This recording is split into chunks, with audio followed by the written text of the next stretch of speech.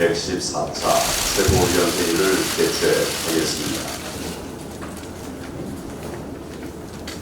청년들의 좌절과 분노를 들어라. 지난 토요일 우리 당의 광화문 집회에 10만여 명의 국민들께서 함께 하셨습니다. 문재인 정권의 위선과 오만에 대한 분노가 임계점을 넘어서고 있음을 확인할 수 있었습니다. 더 이상 문재인 대통령과 이 정권이 나라를 망치는 것을 방관할 수 없다는 국민들의 엄중한 경고라고 생각합니다.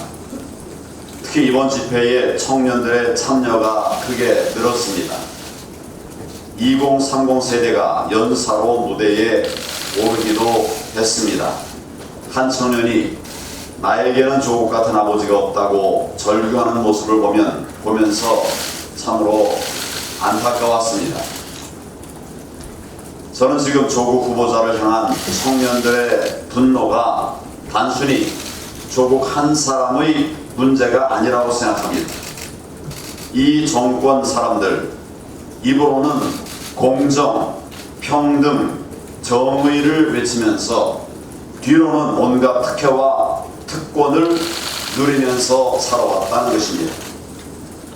그것도 모자라서 온갖 불법과 편법을 동원해서 자식들에게까지 기득권을 대물림하려다가 이번 조국 사태로 들통이 난 것입니다. 자기 아들들은 이중 국적, 특목고, 고액 유학 다 시키면서 다른 사람들의 기회의 사다리를 걷어차는 친문 세력들의 이중성에 청년들이, 국민들이 분노하고 있는 것입니다. 그런데도 지금 이 정권과 그 비호 세력들은 청년들이 왜 분노하고 있는지조차 모르고 있습니다. 조국 후보자는 자신을 비판하는 서울대 자신의 후배들에게 태극기 극우 세력이라고 비난을 퍼부었습니다. 민주당 국회의원들은 조국 후보자의 딸이 누린 특혜와 특권이 보편적 기회라고 억지 주장까지 했습니다. 문재인 대통령과 조국 후보자 그리고 친문 세력들은 스스로 왜 진보 꼰대라고 하는 비판을 받고 있는지 깊이 생각해 봐야 합니다. 저와 우리 당은 분노한 청년들의 목소리에 귀를 기울여서 우리 사회의 불공정을 바로 잡는데 공정사회를 만들어 가는데 최선을 다하겠습니다. 그동안 우리 당이 2040 세대들을 섬세하게 잘 살피지 못하고 청년들의 목소리를 제대로 수렴하지 못했던 것도 사실입니다. 뼈 아픈 사실입니다. 이제부터라도 청년들의 아픔을 치유하고 더 이상 상처받는 일이 없도록 저와 우리 당이 앞장서서 정말 처절하게 노력을 하겠습니다. 입으로만 외치는 공정, 입으로만 외치는 평등, 입으로만 외치는 정의가 아니라 진정으로 청년들이 공정한 기회를 누리고 평등하게 경쟁하고 정의로운 결과를 얻을 수 있는 건강하고 투명한 사회를 만들어 가겠다는 약속 드립니다. 조국 후보 국민들이 거부합니다. 어제와 오늘 나온 여론조사 결과를 보면 우리 국민들은 조국 후보자에 대해서 사실상 불가 판정을 내렸습니다. 심지어 KBS 여론조사에서도 찬성이 18%, 반대가 48%였습니다. 중앙일보 여론조사는 찬성이 27%, 반대는 무려 60.2%였습니다. 지금 시중에는 조국의 적은 조국이라고 하는 말을 조적조 또 조국의 어떤 논리도 조국이 깬다고 하는 만능 조국, 이런 유행어까지 돌고 있습니다. 조국 후보자가 내놓은 모든 변명들을 과거 조국 자신의 글로 반박하고 있는 것입니다. 어제 조국 후보자가 사과 같지도 않은 사과를 했습니다. 그렇지만 당장 고위직들은 무슨 일이 터지면 사과를 한다면서 파리에 빗대 비난했던 조국의 과거 글이 화제가 되고 있습니다. 이 정도로 국민의 신뢰를 잃은 사람이 무슨 수로 사법개혁을 할 수 있겠다는 말입니까? 현재 고소 고발된 사건만 10건이 넘는데 당장 검찰 수사를 받아야 할 사람입니다. 그가 법무부 장관이 되면 도대체 이게 정상적인 나라라고 할 수 있겠습니까? 당장 장관 후보 사퇴하고 검찰에 출석해서 수사를 받는 것이 옳은 일입니다. 조국 후보자는 장관 자격은커녕 서울대 교수를 더 이상 해서도 안 될 사람입니다.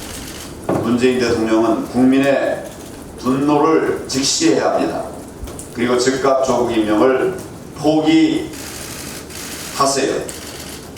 문재인 대통령과 이 정권이 끝내 미련을 버리지 못한다면 결국 국민의 준엄한 심판을 받고 조국과 함께 몰락의 길을 걷게 될 것임을 엄중히 국민의 이름으로 경고합니다. 이 정권의 거짓말에 안보도 경제도 무너지고 있습니다. 지금 우리나라 안팎의 사정을 살펴보면 조국 한 사람에 매달려서 허송세월할 때가 아닙니다. 북한의 계속되는 도발과 이어도로 우리 안보가 풍전등화입니다. 이 정권 좌파 경제 실험의 실패로 우리 경제도 끝모를 위기로 추락하고 있습니다. 그런데도 이 정권은 위기를 극복할 대책을 내놓지 못하고 있습니다. 내놓기는커녕 끊임없는 거짓말로 상황만 모면하려 하고 있습니다. 당장 지소미아 합의와 관련된 거짓말로 한미 동맹을 사실상 붕괴 국면으로 몰아가고 있습니다. 미국과 협의했다, 미국이 이해했다, 이렇게 주장했지만은 미국이 즉각 사실이 아니다, 거짓말이라고 반박을 했습니다.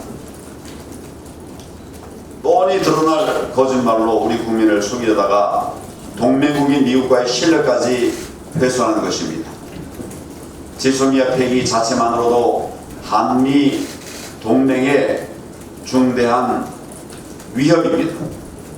그런데도 거짓말로 양국 신뢰까지 무너뜨리고 있으니 이런 정부를 정말 우리가 믿고 잠이나 편히 잘 수 있겠습니까?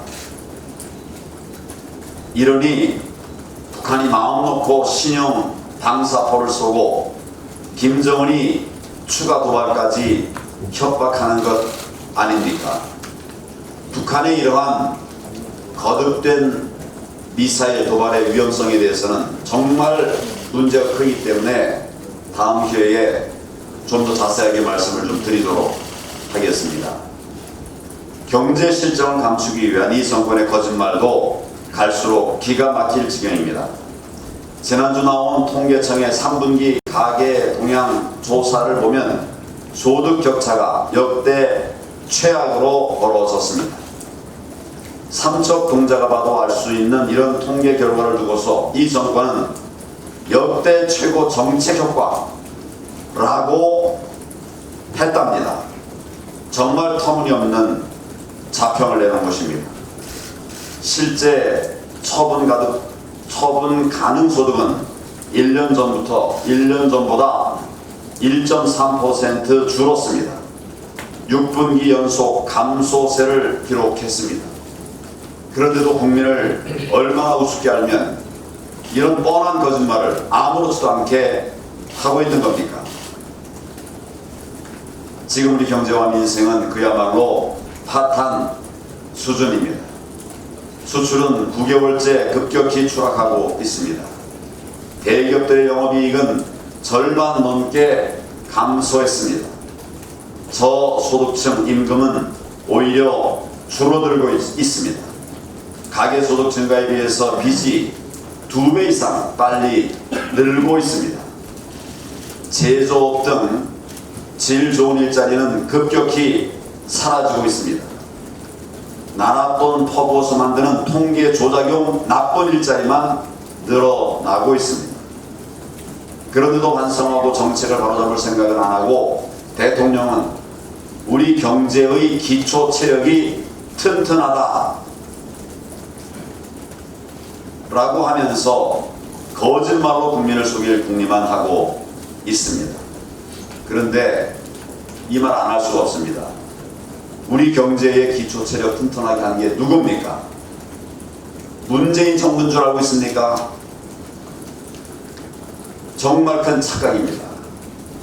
과거에 우리가 튼튼하게 기초 체력을 세워왔던 이 나라의 경제를 이 정권이 2년쯤 지나면서 무너뜨리고 있는 것입니다. 정말 국민들께서 이 부분을 심각하게 생각하시리라 생각합니다. 거짓말로 위기를 모면하는 것은 한순간입니다. 하지만 거짓말은 더 큰 위기를 부르게 됩니다. 거짓의 악순환이 결국 나라를 망치게 되는 것입니다. 문재인 대통령과 이 정권이 정책을 전환하지 않고 안보 거짓말, 경제 거짓말만 계속 늘어놓는다면 더 이상 우리 국민들께서 용납하지 않을 것입니다. 대통령과 이 정권은 거짓말 국정에 대한 국민의 심판이 눈앞에 다가왔음을 깨달아야 합니다. 즉각 정책 대전환에 나설 것을 강력히 촉구합니다.